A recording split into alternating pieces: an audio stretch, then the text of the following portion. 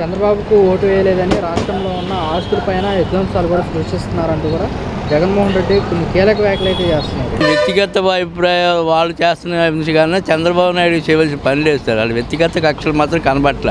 అక్కడ స్థానికంగా వ్యక్తిగత కక్షలే కనబడుతున్నాయి చూస్తుంటే. అది స్థానికంగా. అలాగే బాధితుల పైన కూడా దొంగ కేసులు పెడుతున్నారంటూ కూడా ఆరోపిస్తున్నారు. అదే కదా, అది వ్యక్తిగతంగా వాళ్ళ కేసులు ఏం పెట్టింది ఏం లేదు ఇప్పటి వరకు. మరి ఏ పబ్లిక్ కనబడదు, ఇదివరకులా కాదు కదా. ప్రతి వీడియో మీ వీడియో చెప్పేస్తుంది కదా, దాన్ని బట్టి. అది రాష్ట్రంలో దారుణమైన పరిపాలిస్తున్నారు. ప్రజలకు బుద్ధి చెప్పే అవసరం ఉంది. త్వరలోనే ప్రజలు కూడా చంద్రబాబు నాయుడు బుద్ధి చెప్తారంటూ కూడా వ్యాఖ్యలు చేస్తారు. వ్యాఖ్యలు ఎలా చూడొచ్చు? ఆ బుద్ధి చెప్పే యాక్షన్ వాళ్ళు చేసే పని లేదు, ఏమీ లేదు. మాకు తెలిసి గవర్నమెంట్ చాలా బాగుంటుందని ఆశిస్తున్నాం. చంద్రబాబు నాయుడు మోసపూరిత హామీలు ఇచ్చారు. ప్రజలు మొత్తం కూడా చంద్రబాబు నాయుడు మోసపూరిత హామీలు నమ్మి ఓట్లేశారని కూడా జగన్మోహన్ రెడ్డి విమర్శించారు. మోసపూర హామీలు నువ్వేం చేసావు ఇంతవరకు? అదే చేస్తుంటే వాళ్ళకి ఈ పరిస్థితి నీకు వచ్చేది కాదుగా. నువ్వు చేసావు, వాడు చేసేది ఇంకా ఇంకా తెలుసుకోకపోతే ఎలాగా? పబ్లిక్ తెలిసిపోతుంది కదా ఈరోజు నువ్వు ఎవరు చేశారో మోసం అనేది. ఎంత నాశనం చేసావో, ఎంత ధ్వంసం చేసావో మన ఆంధ్ర సొమ్ముని. ఖరీఫ్ మొదలైనా కానీ సరే రైతులకు ఏటా 20,000 వేస్తున్నారు. ఇంతవరకు వేసిన దాఖలాలు లేవు. ఇంక వచ్చింది ఎన్ని రోజులండి వేయడానికి? వచ్చింది అంతా ఇప్పుడు వచ్చే పింఛన్లో ఏది ఇస్తున్నారు. ఇంకా అభివృద్ధికి ఇంకా ముందు ఉంది. అది కంగారే ఉంది. అది స్కూల్స్ ప్రారంభమయ్యాయి. స్కూల్ పిల్లలకే 15,000 ఇస్తామని చెప్పారు అమ్మకొందరం కింద. ఇంతవరకు వేయలేదు. ఏమైపోయా డబ్బులు అంటూ కూడా జగన్మోహన్ రెడ్డి వచ్చి ఇంకా 20 రోజులు, 18 రోజులు, 19 రోజులు అయింది. అప్పుడే స్కూల్ ఫీజులు ఇవ్వాలని అన్నీ. ఇప్పుడు మొన్నే పింఛన్లు రిలీజ్ చేశాడు 1వ తారీఖుని. స్కూల్ ఫీజులు అన్నీ వేస్తారు. వేసిన మాట ప్రకారం నిలబెట్టుకుంటాడో లేదు మనం చూడాలి. ఇంక అప్పుడే వ్యాఖ్యానం మనం ఖండించుకోవడం బాగోదుగా. అన్నిటికన్నా ముందు అభివృద్ధి బాగా, డెవలప్మెంట్ బాగా అవుతుందని ఆస్తి ఎక్కువ చూస్తున్నాం ముందు. 18 ఏళ్ళు నిండా మహిళలకు 1,500 రూపాయలు ఇస్తామని చెప్పావు. ఆ డబ్బులు కూడా ఏమైపోయాయి? ముందు విధ్వంసాల మీద కాదు, పథకాల మీద దృష్టి పెట్టాలంటూ కూడా జగన్మోహన్ రెడ్డి అయితే వ్యాఖ్యలు చేశారు. వ్యాఖ్యలు ఎలా చూడొచ్చు? ఆయన చేసే వ్యాఖ్యానాలు ఏది కరెక్ట్ నిజం లేవు సార్. ఏ ప్రభుత్వాన్ని కాదు, ఏదైనా వ్యాఖ్యానం కరెక్ట్ కాదు. అప్పుడే ఎన్ని రోజులు అవ్వలేదు కాబట్టి మనం ఖండించడానికి కూడా ఏది అయింది కూడా చంద్రబాబు నాయుడిని కానీ ఏది పార్టీని కూడా విమర్శించే హక్కు అప్పుడే లేదు. ఏదంటే ఇంకా టైం ఉంది. టైం లేకుండా మనం ఎప్పుడే ఆయన ప్రభుత్వాన్ని విమర్శించే హక్కే ఉంది. మనం రోజులు నీ వైపే ఉండవు. పాపాలు పండినప్పుడు ప్రజలు అది ఎవరికైనా తప్పదు. తప్పింది కాబట్టి పాపం పడిన రోజు ఎవరు ఇదెవరు ఎవరు నాశనం అవుతాడు, ఆడే నాశనం అయిపోతాడు. టైం బాగున్న రోజు కార్యకర్తల తోడు కానీ పార్టీల తోడు కానీ ఎవరైనా వస్తే మట్టి ఊరుకునేది లేదు, హెచ్చరిస్తున్నామంటూ కూడా జగన్మోహన్ రెడ్డి అయితే కీలక వ్యాఖ్యలు అయితే చేస్తారు. దీన్ని ఏ విధంగా చూడొచ్చు? అది మనం వేసి చూడాలి. అది ఎలాగ ఉంటుందని మనం తెలియదు. అవన్నీ రాజకీయ పరంగా అది వ్యక్తిగత విషయాలు. పిన్నెల రామకృష్ణారెడ్డి జైల్లో ఉన్నారు. వైఎస్ జగన్మోహన్ రెడ్డి అతను పరామర్శించడానికి వెళ్ళారు. పరామర్శించి వచ్చిన తర్వాత మీడియాతో ఆయన మాట్లాడుతూ పిన్నెల రామకృష్ణారెడ్డిపై తప్పుడు కేసులు పెట్టారంటూ కూడా కొన్ని ఆరోపణలు అయితే చేశారు. ఈ ఆరోపణలు ఎలా చూస్తారు? దాని గురించి నాకు అంత బాగా తెలియదు. కృష్ణా జిల్లాది కాదు కదా ఆ ఇష్యూ. అంటే ఇప్పుడు వైసీపీ కార్యకర్తల పైన కానీ దాడులు చేస్తున్నారు, ఆస్తులు కూడా ధ్వంసం చేస్తున్నారు. అదైతే చేయకుండా ఉంటే బాగుంటుంది. సాఫ్ట్గా చేయాలి. గత గవర్నమెంట్లో చేసిన తప్పులు చేశారు అన్నారు. అలాగే సేమ్ ఇది అలాగే ఫాలో అవుతున్నారు వీళ్ళు కూడా. అంటే ఇలా అంటాం కూడా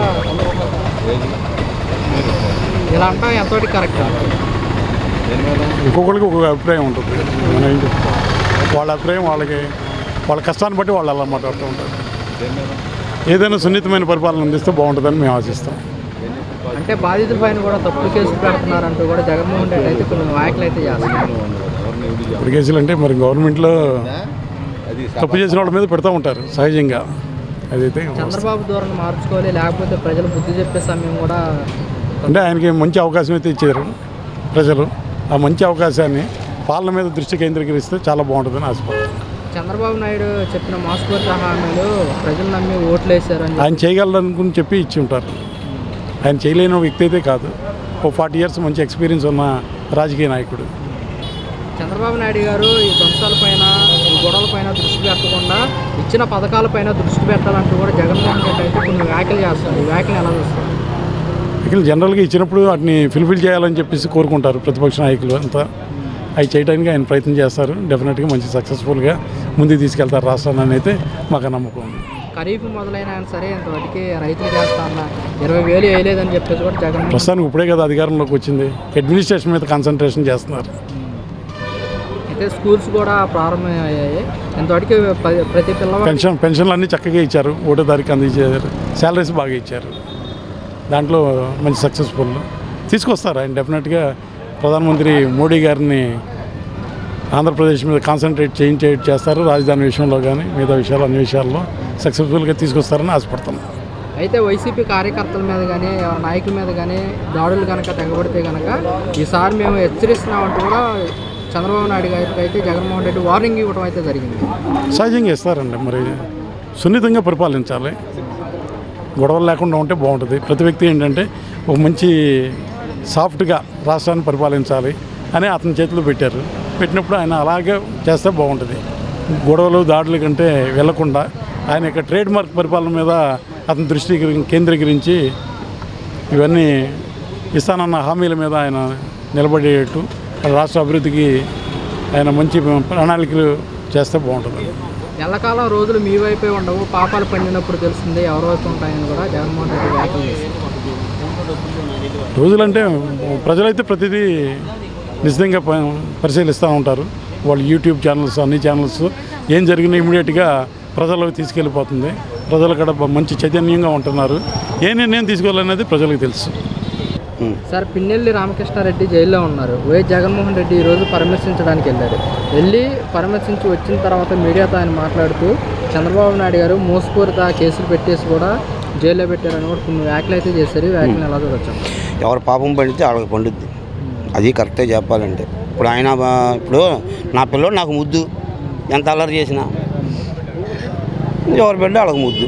ఇప్పుడు నింద వేసుకుని దొంగతనం చేశాడని చెప్పు, నా బిడ్డ దొంగతనం చేశాడని మనం ఒప్పుకోడు కదా, ఏ తల్లి అని తండ్రి అయినా. అలాగే కవర్ చేసుకుంటున్నారు. చంద్రబాబుకి ఓటు వేయలేదన్న కారణంతోనే రాష్ట్రంలో ఆస్తులు చేస్తున్నారంటూ కూడా కొన్ని వ్యాఖ్యలు అయితే చేశారు జగన్. ఎవరు వేశారు అసలు? ఆయనకు ముందు వ్యాఖ్యలు చేయడానికైనా ఓట్లు వేయడానికైనా ఫలానా వాళ్ళు వేశారని చెప్పంటే ఇప్పుడే ఇంతకుముందే డిస్కషన్ జరిగింది. అసలు ఎందుకు ఓడిపోయాడు అనే దానికి రీజన్ ఆ ల్యాండ్ ఏదో పెట్టాడు కదా, ల్యాండ్ టైటిల్ యాక్ట్, దానివల్ల దెబ్బ అయిపోయింది. అయితే విలేజ్ వాళ్ళందరూ ఆయనకే ముఖ్యవాళ్ళు, ఏది ఫ్యాన్కే. ఆయన చేసిన గాబరా పనికి అందరూ గాబరా బట్టి హార్ట్ అటాకులు వచ్చి చేతులారా పార్టీని పాడు చేసుకున్నాడు. అది ఒపీనియన్. అలాగే ఆస్తులు ధ్వంసం అయినా ఎవడు ఆస్తులు ధ్వంసం చేశాడు? చేయలేదుగా. ఎవడు ఆస్తులు ధ్వంసం చేశారు? వీళ్ళు బట్టలు తీసి రోడ్డు మీద కార్యకర్తలు తిప్పినప్పుడు కనపడిన అన్యాయం. వాళ్ళు ఏదో పాపం తీర్థయాత్ర తిరుపతి వెళ్తున్నాం అని చెప్పి సైకిల్ మీద వెళ్ళాడు, నడు రోడ్డు మీద బట్టలు ఇప్పిన వాళ్ళకి ఏమో అప్పుడేం కనపడలా. ఇప్పుడేం కనపడింది? ఎవరు చేసినట్టు ఎవరికి తెలియట్లేదుగా. కొన్ని మీకేం తెలుసా? తెలియదుగా. మరి ఇంకెవడ ఆస్తుల దాకా ఎక్కడ దాకా వెళ్తాం? అలాగే బాధితుల పైన కూడా తప్పుడు కేసులు పెడుతున్నారంటూ కూడా జగన్మోహన్ రెడ్డి. అయితే ఎంత టైం పట్టుద్దా? నిజంగానే తప్పుడు కేసులు పెట్టాలనుకుంటే ఎంత టైం పట్టుద్దా? వాళ్ళకి చేతిలో రాజ్యాంగం ఉందిగా. కాకపోతే పిచ్చోడి చేతిలో రాయి కాదు కాబట్టి చంద్రబాబుది ఇంకా వెయిట్లో ఉన్నాడు, అది వెయిట్ చేస్తున్నాడు. అంటే చంద్రబాబు మోసపూరిత హామీల వల్లే ప్రజలు ఓట్లు వేశారంటూ అది తెలియాలి కదండి. నేను ఇందాక అదే చెప్పా, ఒక నెల రోజులు, ఇప్పుడు నెల రోజులే కదా అయ్యింది. ఇంకా చూడాలి కదా ఆయన మోసపూరితం చేశాడా, కరెక్ట్గా చేస్తాడా అన్నది. ఒక పింఛనోటి ఇచ్చాడు ఇప్పటికి జనానికి, కొత్త పింఛన్ల కోసం ఎదురు చూసేవాళ్ళు ఉంటారు. అలాగే ఆయన ఇచ్చిన మిగతా వరాలు కూడా ఉన్నాయిగా, ఆ వరాలు కూడా రావాలిగా. అవి చేస్తాడో లేదో తెలుసుద్ది. కనీసం నా లెక్క ప్రకారం అయితే 1 సంవత్సరం ఆగాలి. ఖరీఫ్ మొదలైనా సరే రైతులకు ఏటా 20,000 వేస్తా అన్నారు, ఎంతవరకు వేయలేదు. అదేనండి, నెలే కదా అయ్యింది. అసలు అక్కడ బొక్కసంలో ఏముందో తెలియాలి కదా.